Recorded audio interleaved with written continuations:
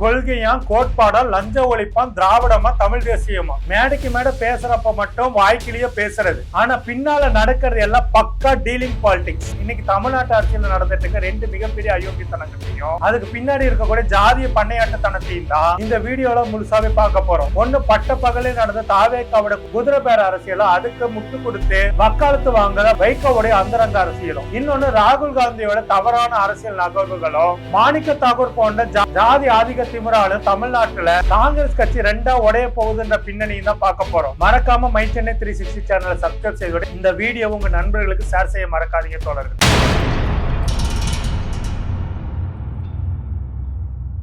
My Chennai 360 தோழர்களுக்கு வணக்கம். நான் உங்கள் கல்கி கோபிநாத். மக்களோட ஓட்டை வாங்கி 5 வருஷத்துக்கு மக்கள் பணி ஆட்ட வேண்டிய எம்எல்ஏக்களை நீங்க உங்க கட்சியில இருக்க பதவியை ரிசைன் பண்ணிட்டு என் கட்சிக்கு வாங்க, நான் என் காசுல உங்களை விடைத்தேர்தல் ஜெயிக்க வைக்கிறேன் அப்படின்னு ஒரு முதலமைச்சர் நாற்காலியில உட்காந்துக்கிட்டு விஜய் ஓப்பனா எல்லாத்துக்கும் இன்வைட் கொடுக்கிறாரு. இதுக்கு பேர் தானே பச்சையான குதிரை பேரம். இதையெல்லாம் தட்டி கேட்க வேண்டிய ஐயா வைகோ தன்னுடைய மகன் துரை வைகோக்கு ஏதாவது ஒரு விதத்துல ஒரு நல்ல பதவி கிடைக்காதான்ட்டு வெக்கமே இல்லாம விஜய்க்கு வக்காலத்து வாங்கி ஊதுகுழலா மாறி இருக்கிறாரு. இப்படி செயல்படுறதுக்கு உங்களுக்கு துளியும் வெக்கமே இல்லையா ஐயா வைகோ அவர்கள்? இன்னொரு பக்கம் அகில இந்திய காங்கிரஸ் தலைவர் ஐயா மல்லிகார்ஜுன அவர்கள், அது தமிழ்நாட்டு காங்கிரஸ் கட்சியில இருக்கக்கூடிய ஐயா செல்வ பெருந்தகை அவர்கள் வந்துட்டு முன்னாள் முதலமைச்சர் மு.க. ஸ்டாலின் அவர்களுக்கு ஆதரவா இருக்காருன்னு சொல்லிட்டு வார் ரூமை வச்சு அவரோட ஜாதி வச்சு அசிங்கப்படுத்த மாணிக்க தாக்கூர் தரப்பு. ஐயா ராகுல் காந்தி அவர்களே, உங்களுடைய ஜாதி வாரி கணக்கெடுப்பு முழக்கம் எல்லாம் விஜய் போல வெறும் ரீல்ஸோட முடிஞ்சு போச்சா? தமிழ்நாட்டுல காங்கிரஸ் கட்சி மீண்டும் மிகப்பெரிய பிளவ சந்திச்சு மீண்டும் இரண்டாக உடைய போறதுக்கான வாய்ப்புகள் நெருங்கிட்டு இருக்கு. இதுதான் உங்களுடைய பாசிச எதிர்ப்பா ஐயா ராகுல் காந்தி அவர்களே? உண்மையை சொன்னாக்கா வைகோவோட சொந்த எம்எல்ஏவே வைகோக்கு கொடுத்த அந்த செருப்படி இருக்கு இல்லைங்களா, அதுல என்னென்ன விஷயங்கள் இருக்குன்றதை இந்த வீடியோல முக்கியமான இடத்துல சொல்லதான் போறேன். ஏன்னா விஜய் அவர்கள் ஆட்சிக்கு வந்ததுக்கு அப்புறமேட்டு தமிழ்நாட்டுல இப்படி ஒரு கேவலமான மோசமான அரசியல் ட்ரெண்ட் உருவாகிடுச்சு. ஆட்சிக்கு வந்த 10 நாள்ல லஞ்சத்தை ஒழிச்சிட்டோம், ஜாதியை உடைச்சிட்டோம் அப்படின்னு தாவேக்கோட விஜய் மற்றும் ஆதவ் அர்ஜுனா, செங்கோட்டையன், ராஜ்மோகன் போன்றவர்கள் எல்லாம் புருடா விட்டுட்டு இருக்கிறாங்க. ஆனா கிரவுண்ட் ரியாலிட்டி என்னவா இருக்குன்னா,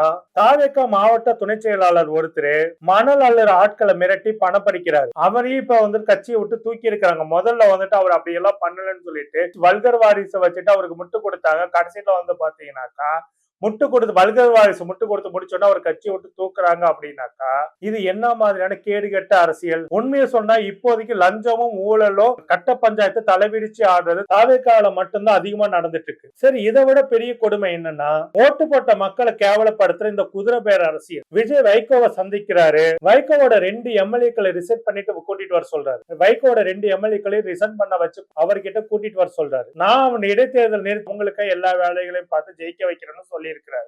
இத ஒரு இடைத்தேர்தல் நடத்தணும் அப்படின்னாக்கா அதுக்கு எவ்வளவு மக்களோட வரிப்பணம் செலவாகுதுன்னு உங்களுக்கு எல்லாம் புரியுதா இல்லையா? உங்களுக்கு எல்லாம் உண்மையிலே அறிவு இருக்கா மிஸ்டர் விஜய்? உங்களுடைய சுயநல விளம்பர அரசியலுக்காக எங்களுடைய வரிப்பணத்தை இப்படி ஊதாடித்தனமா செலவழிக்க வைக்கிறதுக்கு இந்த காசு என்ன எல்லாம் உங்க அப்பா வீட்டு காசா?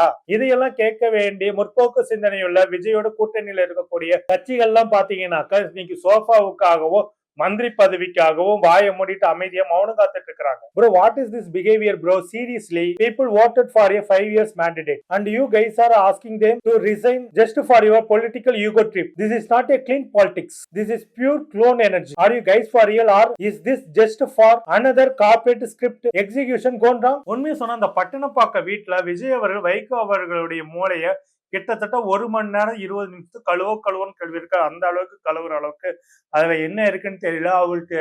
உண்மையை சொன்னாக்கா அடிக்கடி ஐயா வைகோடைய மூளைகள் வந்துட்டு குழம்பி போகும். அப்படி குழம்பி போகாத சந்தர்ப்பத்துல இந்த தமிழ்நாட்டு மண்ணோட அரசியல் சீர்குலைக்க நினைக்கக்கூடிய சக்திகள் வந்துட்டு அவர் தொடர்ந்து பயன்படுத்துவாங்க. அது வந்து பாத்தீங்கன்னாக்கா ஆழ்ந்த ஐயா தமிழருவி மணியன் போன்றவர்கள் எல்லாம் இந்த வேலைகள் தொடர்ந்து பண்ணாங்க. அதே போலதான் வந்து பாத்தீங்கன்னாக்கா இப்பொழுதும் அவருடைய ஏற்கனவே பலரால் கழுவப்பட்ட அந்த வைகோவின் மூலைய விஜய் அவர்களும் கிட்டத்தட்ட 1.5 மணி நேரத்துக்கு மேல வந்துட்டு கழுவோன்னு கழுவி திமுக கூட்டணி வெளியே போய் தாவேக்கா கூட சேர்றதுக்கு ரெடி பண்ணி வச்சு திமுக கூட்டணியில வந்துட்டு ஐயா வைகோ அவர்களும் விலகிட்டாரு.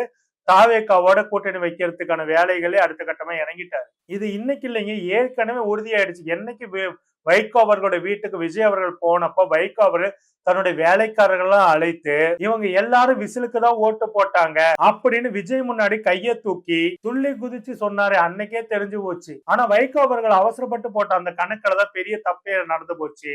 அவரோட சொந்த கட்சி எம்எல்ஏவே மிகப்பெரிய ஆப்ப வந்துட்டு வைகோ அவர்களுக்கு சொருகி விட்டாரு. அது பத்தி இந்த வீடியோல பார்க்க தான் போறோம். அதுக்கு முன்னாடி துரை வைகோ அவர்கள் திருச்சியில் நின்று என்ன பேசுறாரு, நாங்க துரதிருஷ்டவசமா பம்பர் சின்னத்துல நிக்காம உதயசூரியன் சின்னத்துல நின்னுட்டோம் அப்படின்னு சொல்லி வருத்தப்படுறாரு. எதுக்காக இந்த வருத்தம்? விசிகா 2 எம்எல்ஏக்களை வச்சுக்கிட்டு மினிஸ்டர் போஸ்ட் வாங்கிட்டாங்க. ஐயுஎம்எலும் வாங்கிட்டாங்க, காங்கிரஸும் வாங்கிட்டாங்க. நாமளும் பம்பர் சின்னத்துல நின்று ஜெயிச்சிருந்தா விஜய் கிட்ட மிரட்டி மினிஸ்டர் போஸ்ட் வாங்கி இருக்கலாம்ன்றதா அவரோட ஃபீலிங்கா இருந்திருக்கு. மக்கள்ல வெளிப்படையாவே கேட்கறாங்க, நீங்க பம்பர் சின்னத்துல நின்னா மட்டும் ஜெயிச்சிட போறீங்களா? அதுவும் தனியா நின்னா ஜெயிச்சிடுவீங்களா? டெபாசிட்டாவது வாங்கியிருக்க முடியுமா மதிமுகவால அப்படின்னும் திமுக உழைப்புல உதயசூரியன் சின்னத்தில் நின்னு ஜெயிச்சுட்டு இப்ப சுயமரியாதை இழந்துட்டோம், தன்மானத்தை இழந்துட்டோன்னு டயலாக் பேசுறீங்களே. ஒரு அமைச்சர் பதவிக்காக வந்துட்டு ஒட்டுமொத்த பொது வாழ்க்கையும் அடகு வைக்கிறது தான் உங்களுடைய சுயமரியாதையா? ஐயா வைகோ மற்றும் துரை வைகோ அவர்களே, மக்களை யோசிச்சு பாருங்க. கொள்கைக்காகவும் சுயமரியாதைக்காகவும் போனதா ஐயா வைகோ அவர்கள் சொல்றாரு. விஜய் கிட்ட அப்படி என்ன கொள்கையை பார்த்தாரு?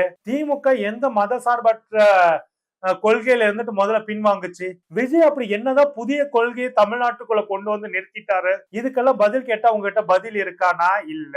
சரி, ஏற்கனவே சொன்ன அந்த முக்கியமான ஒரு விஷயத்தை இப்ப திரும்ப ஞாபகப்படுத்துறேன். விஜய் வைகோ கிட்ட என்ன சொல்லி இருக்கிறாருன்னா, உங்க 2 எம்எல்ஏவை ராஜினாமா பண்ண வச்சிடுங்க, நான் அவங்கள தாவேகா சார்புல நிறுத்தி என் பொறுப்புல அவங்களை மீண்டும் ஜெயிக்க வைக்கிறேன் அப்படின்னு ஒரு கேரண்டியை வந்து கொடுத்திருக்கிறாரு. இது பச்சையான குதிரை பேரன்றது எல்லாமே வேற என்ன? ஒருத்தரை தன்னோட கூட்டணிக்குள்ள வர வைக்கணும். ஒண்ணு பணத்தை சோஃபா மூலியமா கொடுக்கணும், இல்ல பதவி தரணும். விஜய் இங்க ஓப்பனா பதவி தரேன் அப்படின்னு பேரம் பேசுறாரு. மக்கள் ஒருத்தரை ஓட்டு போட்டு 5 வருஷத்துக்கு தங்களுக்கான எம்எல்ஏவா ஒருத்தர் தேர்ந்தெடுத்தா இவங்களோட சுயநல விளம்பர அரசியலுக்காக அவங்கள ரிசைன் பண்ண சொல்றது மக்களோட தீர்ப்புக்கு எதிரானது இல்லையா?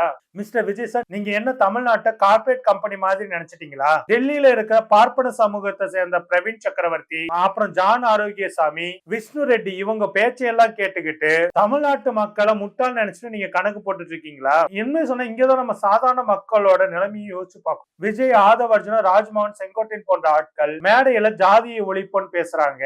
ஆனா நிஜத்துல தாவேகாக்குள்ள முழுக்க முழுக்க ஜாதிய ஆதிக்க அரசியல் தான் ஓடிட்டு இருக்குது. இதனால கிரவுண்ட் லெவல்ல என்ன நடக்குதுன்னா, கிராமப்புறங்கள்ல பள்ளிக்கு போற சின்ன பிள்ளைகள்கிட்ட கூட ஜாதிய ரீதியான மோதல்களும் கைகள்ல ஜாதி கைது கட்டுற நச்சுத்தன்மையும் இன்னைக்கு தீவிரமாகிட்டு இருக்கு. தாவேகா தலைவர்கள் தங்களுடைய அரசியல் லாபத்துக்காக ஜாதி கட்டமைப்பை அடியில வளர்த்து விட்டு மேடையில மட்டும் டிராமா போடுறாங்க. இதனால பாதிக்கப்பட போறது முழுக்க முழுக்க நம்ம வீட்டு பிள்ளைகள் தான். சரி, இதுல இன்னொரு விஷயம் என்னன்னா, வைகோ மண்டையை வந்துட்டு அந்த அளவுக்கு கழுவி விட்டதுக்கு அப்புறமேட்டு வைகோ சொன்னபடி வந்துட்டு பாத்தீங்கன்னா இந்த 2 மதிமுக எம்எல்ஏக்கு ராஜினாமா பண்ணாங்களான்னு பார்த்தா 2 பேருமே ராஜினாமா பண்ண முடியாதுட்டாங்க. அதுல கடையநல்லூர் எம்எல்ஏ ராஜேந்திரன் வந்துட்டு ஒளிப்படைய ஓப்பனாவே சொல்றாரு, ஜாதி மதம் கடந்து கடையநல்லூர் மக்கள் என்ன உதயசூரியன் சின்னத்துல 5 வருஷத்துக்கு தேர்ந்தெடுத்திருக்காங்க. அதனால அவங்களோட உணர்வை மதிச்சு நான் பதவி விலக மாட்டேன், என்னுடைய செயல்பாடுகளால தகுதி நீக்கம் செஞ்ச சந்தோஷம் தான், ஆனா விஜய் சொன்னாருன்னு நான் ரிசைன் பண்ண மாட்டேன் அப்படின்னு சொல்லி வைகோ அவரோட மூஞ்சில கழையை பூச்சி இருக்கிறாரு கடையநல்லூர் எம்எல்ஏ. இன்னொரு பக்கம் சீர்காழி எம்எல்ஏ செந்திலோ, நான் மதிமுக இல்ல திமுக எம்எல்ஏ தான் அப்படின்னு ஓப்பனா வெளிப்படையா அடிச்சு உடைச்சிட்டாரு. விஜய் அண்ட் வைகோவோடைய இந்த குதிரை பேர கனவுல அவங்க சொந்த எம்எல்ஏக்களை மண்ணவாரி போட்டிருக்காங்கன்னு தான் சொல்ல முடியும். இப்ப விஜய் மற்றும் ராகுல் காந்தி, ஐயா வைகோ போன்றோட்டு நம்ம கேட்கறது என்னன்னா, வைகோ அவர்களே 2014 நரேந்திர அலைவி நாடு முழுக்க வீசுதுன்னு சொல்லிட்டு கமலாலயத்துக்கு போய் பாரத மாதாவுக்கு பூ போட்டு சனாதன கட்சியோட கூட்டணி வச்சப்போ உங்களுக்கு வராத துரோகம், இப்போ அதிமுக திமுக பேச்சுவார்த்தை நடத்தினா அது மோசம். மேடையில மட்டுமே லஞ்ச ஒழிப்பு நேர்மைன்னு பேசக்கூடிய விஜய் சார் பட்ட பகல 2 அமைச்சர்களை வந்து ரிசைன் பண்ண சொல்லுங்க அப்படின்னு சொல்லிட்டு குதிரை பேரம் நடத்துறீங்களே, உங்களுடைய லட்சணம் இவ்வளவுதானா? மக்களோட வரி பணத்தை உங்களுடைய சுயநல விளம்பர அரசியலுக்காக வீணடிக்க துணிஞ்ச நீங்க மக்களை பற்றி சிந்திக்க கூடிய நபரா? முன்னாள் முதலமைச்சர் மு.க. ஸ்டாலின் அவர்களை செல்வ பெருந்தகையின் அவர்கள் ஆதரிக்கிறார் அப்படின்ற ஒரே காரணத்துக்காக அவரை வந்துட்டு வார் ரூம் வச்சுட்டு ஜாதி ரீதியா தாக்குதல் நடத்துற ஐயா மாணிக்க தாகூர் ஐயா கூட்டத்துக்கு எங்க இருந்து அந்த திமிர் வந்து? ராகுல் காந்தி அவர்களை கையில வந்துட்டு இந்தியன் கான்ஸ்டிடியூஷன் புத்தகத்தை வச்சுட்டு சுத்திட்டு திடீரீங்களே. தமிழ்நாட்டுல உங்க கட்சி ஜாதி ஆதிக்கத்தால 2ஆக உடைய போகுது, அதுக்கு என்ன பண்ண போறீங்க? கொள்கையை அடமானம் வச்சுட்டு வரக்கூடிய கூட்டணி காசும் மக்களை ஏமாத்தி பண்ற குதிரை பேர அரசியலும் என்னைக்குமே தமிழ்நாட்டு மண்ணில செல்லவே செல்லாது. இங்க ஒன்லி மக்களோட மேண்டிடேட் மட்டும் தான் ஜெயிக்கும். தோழர்களை விஜயும் வைகோவும் இப்படி குதிரை பேர அரசியல் செய்வது சரியா? கடையநல்லூர் எம்எல்ஏ ராஜேந்திரன் எடுத்த முடிவை பத்தி நீங்க என்ன நினைக்கிறீங்க? தமிழ்நாட்டு காங்கிரஸ்குள்ள நிலவிட்டு இருக்கக்கூடிய இந்த ஜாதி ஆதிக்க போக்கை பத்தி நீங்க என்ன நினைக்கிறீங்க அப்படின்றது குறித்தெல்லாம் மறக்காம கமெண்ட் செக்ஷன்ல தெரிவிங்க தோழர். மீண்டும் இன்னொரு வீடியோ சந்திப்போம். நன்றி, வணக்கம். திமுகக்கும் எனக்கு நடுவுல யாரு வந்தாலும் நிர்வாகம் பொறுப்பல்ல. இது கிட்டத்தட்ட ஒரு 3rd கிரேட் ரவுடி பேசுற வார்த்தை. அப்போ இவங்களுக்கும் திமுகக்கும் நடுவுல வந்தது யாருன்னா கூட்டணிகள் தான் இருந்தாங்க. நாங்க வெளியே இருந்து ஆதரவு தெரிவிக்கிறோம். நேத்திக்கு அவர் அவமானப்படுத்தினது கூட்டணி கட்சி தான் அவமானப்படுத்திருக்காரு. ஐஎம்எல்ஆ இருக்கட்டும், விசிகே இருக்கட்டும். நான் காங்கிரஸ் பத்தி பேச நான் தயாராவே இல்லை. ஏன்னா காங்கிரஸ் வந்து ரொம்ப பெரிய மதிப்பான ஒரு பார்வையில பார்த்தது. நான்லாம் வந்து எனக்குலாம் காங்கிரஸ் எல்லாம் அவ்வளவு பிடிக்கும். ஆனா இந்த எலெக்ஷன்ல அவங்க பண்ண